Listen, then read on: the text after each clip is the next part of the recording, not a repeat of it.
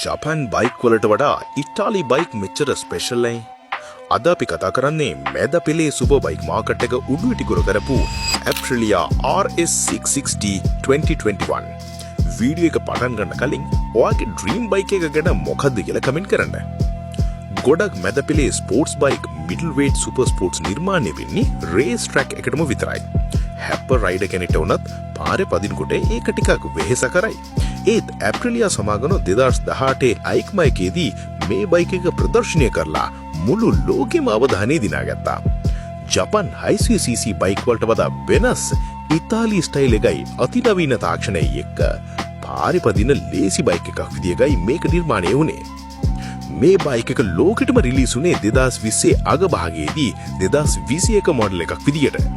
මේකේ සාමාන්‍ය RS660 එකට අමතරව naked version එක විදියට Touro 660 සහ adventure පැත්තට Tour X660 කියන මාදලිත් පස්සේ කාලෙකදී හඳුන්වා දුන්නා.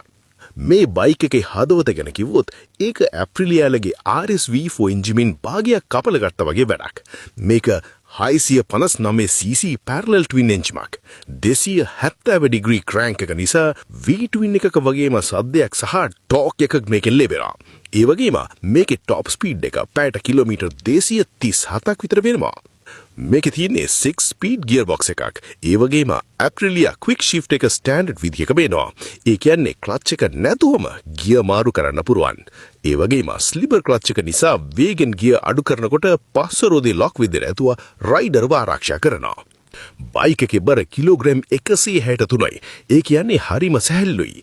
0 to 60 mph වේගෙ ගන්න යන්නේ තත්පර 3.3ක් වගේ පොඩි කාලයක්. ඒ වගේම ලොකු බයික් වල තියෙන traction control සහ VD control වගේ හැම ඉලෙක්ට්‍රොනික පහසුකමක්ම මේකේ තියෙනවා. ඉදිරිපස 41mm Kayaba inverted fork සහ පිටුපස monoshock එකක් තියෙන්නේ. මේ දෙකම ඔයාට ඕන විදිහක adjust කරන්න පුළුවන්. බ්‍රේක් ගැන කිව්වොත් ඉස්සරහා 320mm disc දෙකක් එක්ක Brembo calipers එන්නේ. විශේෂම දේ තමයි cornering ABS පද්ධතිය.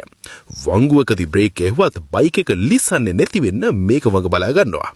මේකේ තියෙන්නේ 17-inch aluminium wheels. standard tires විදිහට ලැබෙන්නේ Pirelli Diablo Rosso Corsa 2 tires. ඕනෑම පාරක ලොකු grip එකක් මේකෙන් ලැබෙනවා.